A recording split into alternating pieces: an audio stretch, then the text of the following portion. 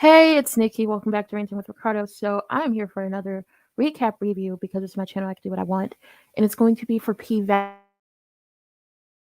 Now, if you were catching the playback, which most of y'all will, if you were catching the playback for this, and you're like, what you mean for P Valley? So I decided to hold on now. Okay, so I am doing the recap review for the rest of the episodes of season one because let me tell you what happened. Just a little quick story. Let me tell you what happened as I changed the title because I realized that I clicked on the wrong broadcast. Let me tell you what happened. When I started doing recap reviews for P Valley, I was heading back to school for grad school, and I had also jacked up my foot. So, yeah, it was hard trying to do recap reviews when you get ready to pack up to go back to school and you really can't walk and you got to go back for a job as well. So I kind of like fell off because grad school was stressful. hmm And like me, in the meantime, between time, it was just like, when is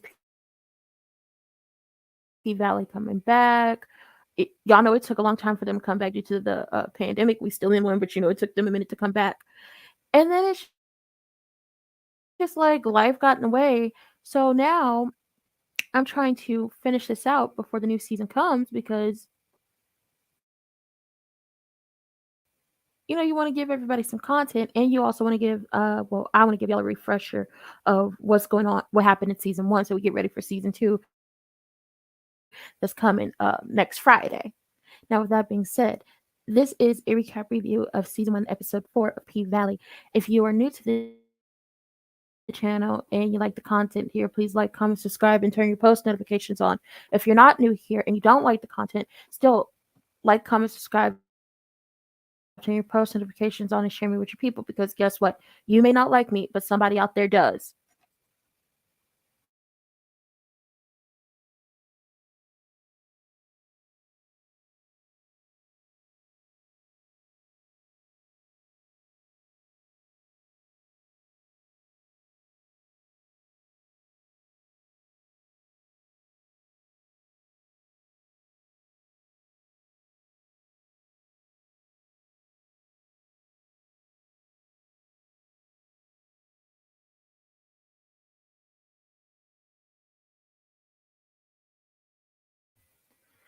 Y'all, I'm sorry. I am watching my sister today, and as soon as I start recording, she want to bust in.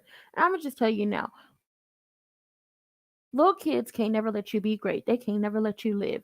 But if you want to follow me on social media, you want to bless me with something, or you want to get in touch with me for any type of business, everything's in the description box below, and it's also on the scrolling ticker that is at the bottom. Now let's get into this recap review because it's my channel. I can do what I want. So we get into episode 4 of P Valley, and we open up with this freckled faced heifer who's in the pink. No, not the pink, the pank on a weeknight because he ain't got nobody. Talk about how he hate to see women degrading themselves while he is getting a lap dance from Keyshawn. Then he don't want to pay Keyshawn her money for giving him the lap dance. And if you haven't gone back to watch P Valley and you don't know who Keyshawn is, that's Miss Mississippi, okay? That's Mississippi.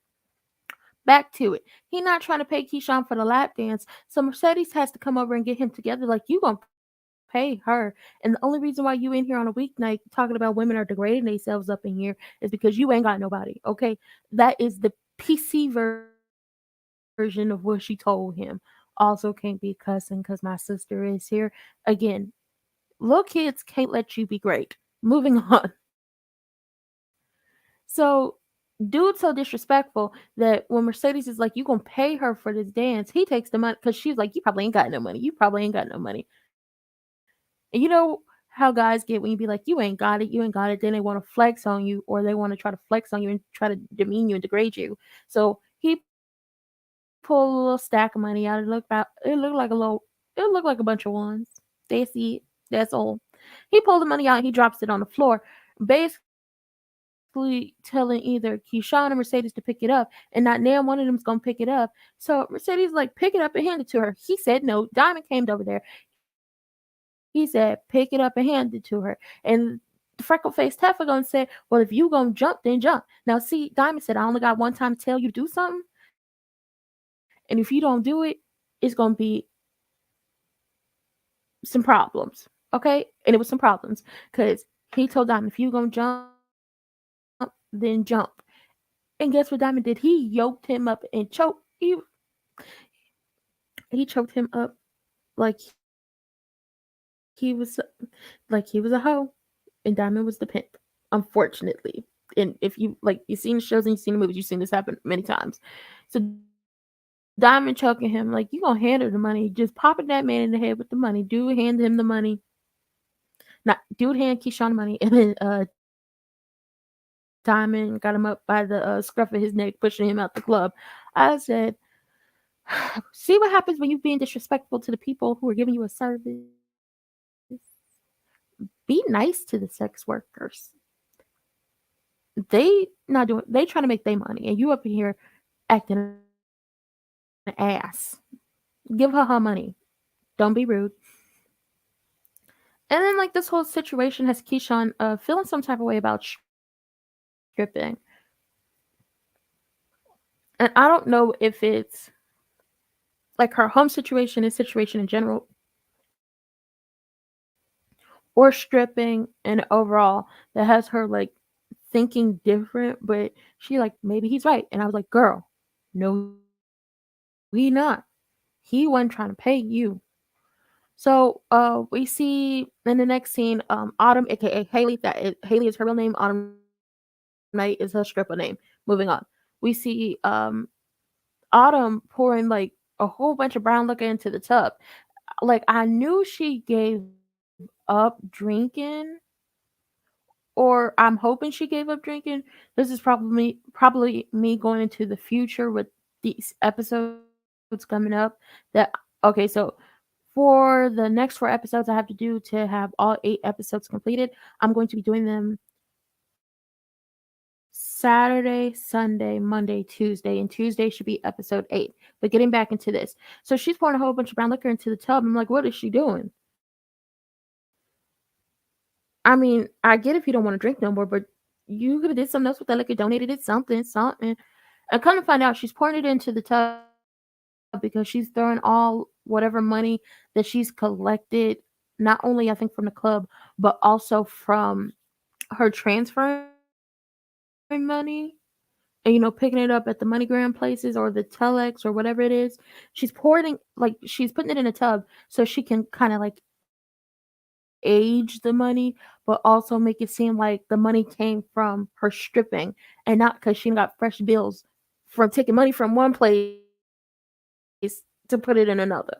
So that's like the gist of the whole thing. And she ends up taking it to the bank, and the teller was like, "Oh, things must be good down at the bank." And Autumn was like, "Yeah, you know how they go crazy for the new girl." And the teller was like, "Yeah, me and my husband both know." And I was like, "Ooh, that could either mean 2 things. Your husband be well, 3 things. Your husband be up in the bank loving on the new girls and he's spending all your hard earned money, and now you mad at home. You either be up in the bank with the new girls, spending all your hard earned money and some of his too with the new girls, or y'all both be in there. And I'm like, hey, gone. If you gonna do it, do it, okay? A couple that could go see strippers together might stay together. I don't know. I'm just talking. Now,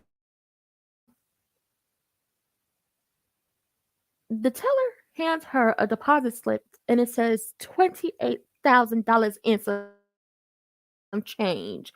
And I'm like, hold up, $28,000? Where's she getting all this money from? Girl, come slip some of that $28,000 over to me because I got bills to pay, okay? I help you get your money. Anyway, we see Mercedes meeting with the real estate agent for the building that she wants her gym to be in, and she's just like having flashes of what it could be. The girls in there dancing and practicing and rehearsing. Um Cases with her trophies and decorating and everything. And at first I thought it was real, but you gotta love the imagery and the storytelling when it comes to shows and what like the writers and the producers and the directors directors and everybody could do when they're putting all of this together, because for a second I thought that was real. But then I realized she ain't got that gym yet. She don't. And she's telling her business plan to the realtor, and she's like, you know, this is what I want to do. $200 of the tuition, 20 girls, um, if different classes in the gym, and if they can make it through all the different classes and they really have talent, they could be they can become a Chuckalisa challenger. Now Miss Girl was like, you selling a dream. What is that really gonna do? And I got something else coming for y'all. It's gonna be the whole Miss D versus Southern, that whole thing. And what y'all don't realize, for a lot of people, when you have people like Miss D in real, like Miss D, Coach D, Miss Diana in real life, and then you have someone like Mercedes on a show, when they do run their dance teams, they're able to put their girls, if the girls stay with the dance team and stay on course, and like on the path to college, because a lot of HBCUs have majorette dance teams, and they be handing out scholarships for that. So, from dancing to college, by way of a dance scholarship, or you get an academic scholarship and still be on the team. You know, it helps. And the realtor is like, yeah, you're selling a dream, you're selling an experience. And then Mercedes was like, if anything I know how to do in this life, I know how to sell an experience. And the realtor was like, okay, well, big dreams and everything, love your business plan, but if you really want to make it work, if you really want to make it pop, you gonna need to up that tuition from 200 to 250. It's not just a little extra $50 here and there. And I'm gonna need your check by tomorrow night, because these white folks around here, they snatching up all the properties.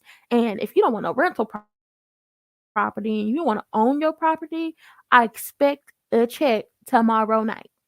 So because she's expecting a check tomorrow night,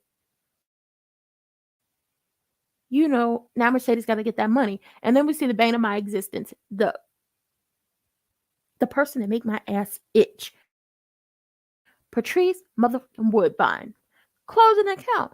I'm like, what account you closing, Patrice? Who money you taking, Patrice? Are you gonna give Mercedes her money, or are you doing some you being shiesty, Patrice? Cause I ain't trust you. I ain't trusted you since the first episode where you was doing the holy roller in the parking lot trying to snatch all Mercedes money. So what it is, Patrice? Do we need to roll that on you, Patrice? What it is? What's going on? Moving on. We see Gidget. She's trying to teach Autumn how to work the pole and how to fly in the sky. And I'm not getting it, because she really not. She talking about I ain't got the upper body strength. I ain't got this. I ain't got that. And Gidget just gives her the whole rundown. She's like, it's not about what you can't do. It's what you believe you can do. If you believe your ass can get up here and fly, then you can fly.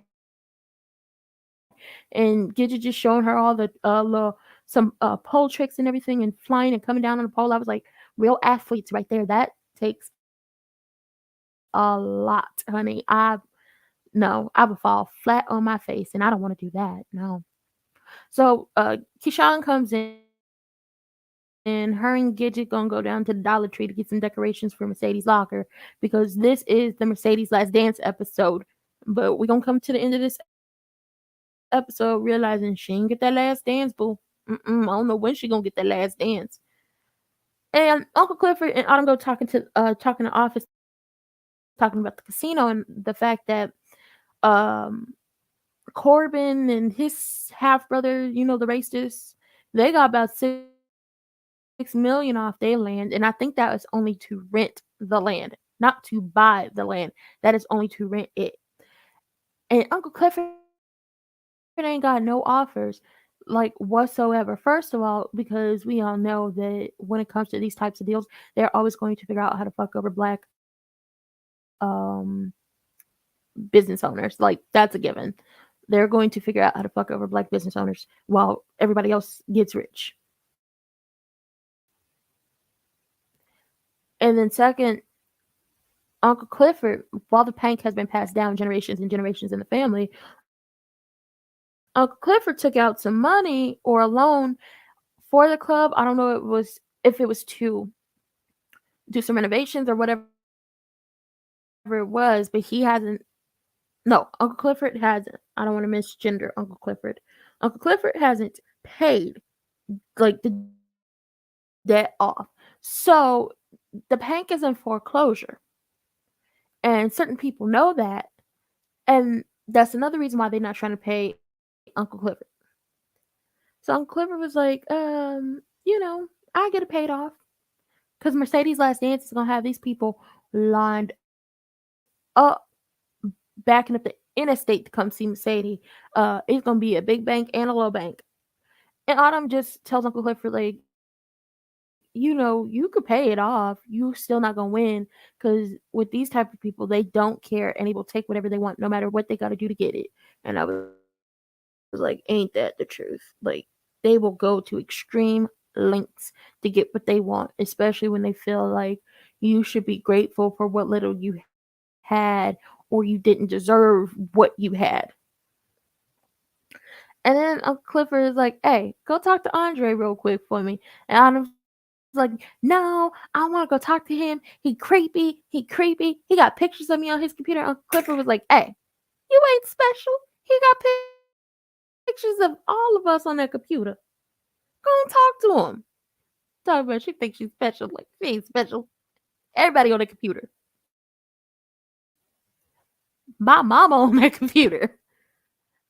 So we see Andre and Mayor Ruffin on FaceTime with Andre's boss, talking about the casino deal, trying to close on the Corbins' land, and also speaking about how to screw Uncle Clifford over, like screw Uncle Clifford and the bank over, to kind of basically help push them into foreclosure. Now, Mayor Ruffin, I don't like him. I really don't.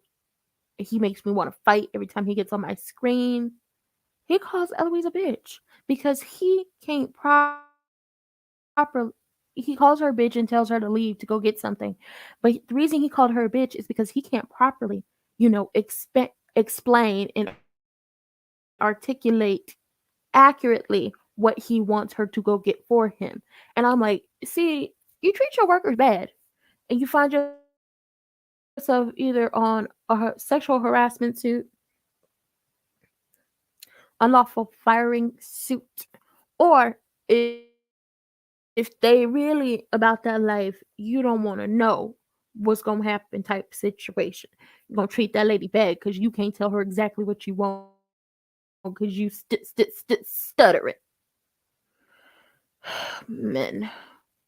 So once Eloise leaves the office, Ruffin is going in on Andre talking about, how P Valley is the slums. They always got some bad going on down up in there. So what I'm getting from him is he's a coon and he don't care about the people who are living in the area of P Valley because he wants, first of all, he doesn't want that area to be what it is anymore. And then secondly, he wants the notoriety of being the only mayor in Chucalissa to make it rain up in that bitch because he is trying to bring a casino down there. But I'm like, do the people know a casino is coming? Have you given the people an option if they wanted a casino? Why the hell would you want a casino to basically bulldoze over everything? Even though y'all feel like y'all creating jobs, y'all really are taking away a lot. You know what you could do? You could figure out how to bring more opportunities and money into the community. Figure that out. Fuck out of here. I don't like him. Then we see Mercedes. She at home trying to get her stuff together because again, this is Mercedes' last dance. This is the episode of her last dance. She's trying to get everything together. She calling Patrice because she like, hey, I need my check. Then she try to call Terica, and if you don't know who Terica is, that is her daughter. Neither one of them is answering the phone. Why? Because Patrice is too busy down to the church singing and also closing bank accounts. And then Terica is on punishment for 3 weeks because of the bad bitch party she threw. And what was that, episode 3? Or was that episode 2? I don't remember. I don't care. She got in trouble for it. I know that. And mind you, while Mercedes is doing this, she's sitting in a room that's obviously for Terica. So, she's feeling some type of way because her whole thing was she was going to stop stripping, open her gym so she could get her daughter back. And that don't seem like it's an option. No, which is sad. Plus, when this new season come up, I want more Mercedes story. I want to know how um Terica and Mercedes and the whole father and the father's wife and or sister, that whole thing, how that came together. Now, we see Patrice at the church showing out for the members in the pulpit in a congregation.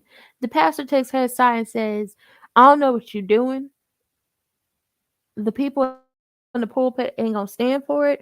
So let me tell you this. You either learn your place or find you another church. And I was like, oh, well, Patrice, you was doing all that, getting all your daughter's money to put and funnel through the church so the church could get their little loan. And you see how he treats you? He treats you like you ain't nobody. He treats you like you a hoe off the street. He treats you like he was only using you, okay? Because that's what he was. He was only using you, and you in turn were only using your daughter to. We gonna find out at the end why you were using your daughter. So the next scene is Coach and Mercedes. They up in the little, I don't know, champagne room or whatever. And Coach gives Mercedes a necklace with her name on it. He's also giving her this necklace because he ain't gonna be there for the last dance. He got business to take care of. And he's telling her, because she was like, "Oh, the necklace is this all?" And he was like, "Well, you can have whatever you like. I set you up. Box seats, penthouse in the sky, moving on up, dinners at the finest dining, clothes, shoes. You can have whatever you like, whatever you want, whatever you need. I will provide." And she says no. You know why she says no? Because first of all, she ain't want nobody taking care of her. Mercedes is the I can go out here and get it on my own. Secondly, Coach is married, got a whole wife. So how is that gonna work out, Coach? If Mercedes is in the penthouse in the sky and down with the box seats and doing all that? How's that gonna work? We don't know, but Coach want to make it work, and I'm like, Coach, if you don't take your trying to save somebody ass on, bye, Coach. Now, the rest of the girls find out that the bank is possibly closing and that Mercedes knew, and Mercedes confirms this because they were hearing about the casino. That was like when it was everybody else finding out about the bank possibly closing, it was because of the casino. Then when Mercedes comes in, she throws in the fact that Uncle Clifford still owe, and they're going into foreclosure. So now they mad at her because like, why didn't you tell us? Why didn't you tell us so we could find other jobs? Like, come on now, we supposed to be friends, we supposed to be girls. And Gidget and Keyshawn especially are mad because it's the dynamic trio, not duo. It's the dynamic trio. They are the Trinity. And Mercedes' whole logic about this thing is she's been telling y'all from the time each one of them started at the club in her 7-year span that y'all need to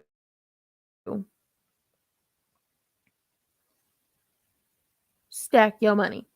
Y'all need to stack your money, be careful about what you spend. Don't be out here buying bags and eating out and doing none of that. Stack your money, save it, put it in other areas of where it will grow for you. Because guess what? Baby, you can't strip forever. And that is the truth. You can't strip forever. I don't know many strippers who are be like, yeah, I'm gonna stay in a club. But when you look at many of strippers, exotic dancers, I don't know what they want to be called, but I'm gonna just call just for this show strippers. When you look at most of them in real life, a lot of them are not stripping forever. Cardi B not stripping forever. Career popped off music artist. You have many of the girls who were actually actually took dance or are now teaching dance and pole fitness and have their own gyms. You have some of the girls on TikTok, you see them not only are they are they stripping, but they're also trying to build something else. And then sometimes I hear, I don't know how true this is in today's time, but a lot of the strippers don't stay forever because they was only stripping to pay their bills or stripping to put them through school. Like I'm gonna just throw out Diamond from the Players Club. That movie, she was only stripping to pay her tuition and pay her bills. By the time she quit, she was a week away, like a month away. Not even. It was like the week away from graduating. So by the time she quit, she had already saved her money, got what she needed, had her own apartment. It was a, I want to say, a 3 bedroom because we only saw her room and her son's room, but I figure it was a 3 bedroom. Had a car and paid her way through school without any debt. So yeah, Mercedes is right. Her logic is correct. Now, could she have warned them? Absolutely. But her logic is correct. And in her mind, she thought her telling them, like, she thought telling them, hey, stack your money, save it, don't be out here just spending all willy nilly, would, put them in the mindset of, yeah, I really do have to stack my money because you really can't strip forever. Moving on, we see Autumn. She go to see Andre. They get into it. Words are exchanged. She called her a thought. He didn't call her a hoe. He didn't call her all types of words. She telling him, "Why you trying to play Captain Save a hoe? You can't save everybody. You so self righteous." And it's just going back and forth, back and forth, back and forth, back and forth. And then he gut punched her with the, stop being a thought, stop being a thought, stop trying to sleep around, go home and put your kid to bed. Now he didn't realize this was a gut punch to her, not realizing and not knowing that, her child went to live with the Lord again. So she has full breakdown in the parking lot. She's swinging on him, screaming, fuck you, fuck you, fuck you, swinging on him, hitting him in the chest. Like most movies do, most TV shows, where you having a breakdown and the person in front of you is the cause for it just a little bit, but they not the whole cause because you haven't expressed all the hurt and all the deep rooted issues you've gone through. You haven't gone to speak to somebody about that. Then you have a breakdown. Now you beating on their chest, crying, cussing them out. It's the norm. It's normal. We've seen it in many movies and TV shows and videos. hmm And cartoons. Anyway, she's ended up spending the night in his hotel. Sleeping. They ain't do nothing else. They slept. Some words exchanged in the morning. Nothing bad. I feel like it was pleasantries. And then she because he has his fist balled, and his hand is set up or whatever, and she starts to rub his wedding ring, and she was like, she's lucky. She's a lucky girl. And I was like, yeah, Andre, had to be reminded, you're very much married, sir. You better stop. You better stop. You better stop flirting with Autumn out here married. So we get a montage of Autumn in different wigs going to get that $9,000 from these different places. The Pank getting ready for the last dance because they up here frying chicken, decorating the locker, all that. And then Mercedes getting ready for her last dance at home and getting her stuff to go to the club. Now, by the time she gets to the club, she's bringing in her old floss to donate. She goes to her locker, sees they decorated it. She in her feelings now because it done touched her soul that these heifers really do love her. It was so sweet. It was so sweet. And then, they get her ready like the queen of the Pank she is. They help her with her floss, help her with her shoes, fix her mascara, all this. Put some, I don't know if it was cocoa butter or not, so Vaseline, I don't know what it was, but get her ready. And that was all sweet, and she looked beautiful. However, Mercedes gets a call from the realtor because she's like, I need that check tonight. I need that check. And she goes to the building only to find Patrice Woodbine there, and she thinking Patrice took the money out the account, closed the account, and gave the check to the lady for Mercedes, and that's not the case. Mercedes, I knew not to. I was telling you from the first episode, don't trust your mama. And Patrice Woodbine, oh, I can't stand you. I can't stand you. You is trash.com. Patrice then stole all that money that Mercedes was funneling through the church to help not only Patrice, but to help herself, stole all Mercedes' money, put it in a check, gave it to the realtor to buy the building from right up under Mercedes, which leads to the realtor figuring out the situation is like, I'm out, deuces. And then it also leads to Mercedes firing off on Patrice Woodbine and commenced to whooping her ass. And I was like, she deserved it. She deserved it. And then somebody, nosy ass called the police. So now the police is coming. Little murder earlier in the earlier before Mercedes left the club, was trying to get her to listen to his new song. Him and DJ Never Scared worked out some beats or whatever, and he wants her to play the song, but Mercedes ain't gonna dance to it because she say it's slaw. Lil Murder sitting there with his homeboy because Maine was there as well, and Maine kind of sunned him, and Mercedes kind of sunned him as well. And then Maine was talking about his Christmas tree colors, and I was like, well, you are wearing red and green. We only see them around Christmas time, okay? And Lil Murder sitting down with his homie, the homeboy who do too much, the one who's got rough with Autumn. And the homeboy called him a punk. Said, what I hear, everybody punking you. Which leads to why everybody got to get some people deserve to get, I'm not even gonna say that. Some people gotta watch what they say to other people because you don't know how that other person's gonna take it and you don't know what they're gonna do, and you hope they not gonna get violent, but then sometimes they do, which leads to the situation. Him calling him a punk and saying, well, from what I heard, a lot of people be punking you, leads to Lil Murder whooping his ass in the club, just boom, hit him in the face, and just kept on going, and then got put out the club. Child, everybody fighting tonight. It's fight night. It's not even the last dance. It's fight night. Anyway, but Mercedes gone. Nobody know where she at. It's time for her to head up to the stage. But because she's not there, Keyshawn like put me on. Clifford put her on. They play a Lil Murder song, and she proceeds to put on a motherfucking show. It was beautiful. It was angelic.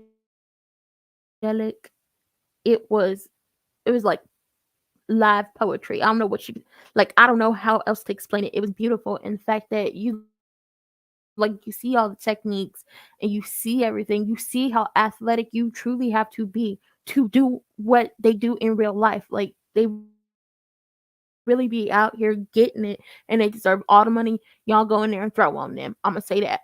Now, Lamurda outside, he like, that's my song. My song is playing. Oh my god, they playing my song. And I was like, oh my god, they're playing your song. Go off. And then Uncle Clifford come out and Lamurda was like, this song about you. And Uncle Clifford was like, this song ain't about me. Lamurda was like, this song about you. Uncle Clifford was like, prove it. And they go into the office and they get it in for the one time. Or the two time, however many times they got it in. I don't know. And then the episode ends with Mercedes in the back of a cop car. So what we know is Keyshawn took over the last dance because Mercedes wasn't there and put on a motherfucking show. Lil Murder, your career might be taking off and you got you somebody. Hey, I'm not mad. And Mercedes, somebody go get our good girl out the somebody go help her because they got her. They got her. And leave Patrice in there because I don't like Patrice. Okay. But that was it for this recap review of P Valley Season 1, Episode 4. If you're new to the channel and you like the content here, please like, comment, subscribe, and turn your post notifications on and share me with your people. If you're not new to the channel and you don't like the content on this channel, please still like, comment, subscribe, turn your post notifications on, and share me with your people. Because guess what? You may not like me, but somebody does. Okay? And if you would like to get in touch with me for business, you want to follow me on social media, or you want to bless me with something, everything's in the description box below, but it's also scrolling, scrolling at the bottom.